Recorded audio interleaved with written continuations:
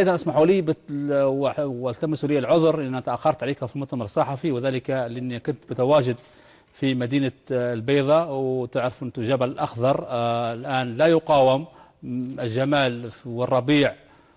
حقيقة كانت الأجواء رائعة جدا. العائلات اللي اليوم كانت مخارج بنغازي في نزهة وفي زردة. أخي أمسك أمي، أمي أمسكت أبي، وأبي أمسك الجزرة، شدوا لم يقلعوها.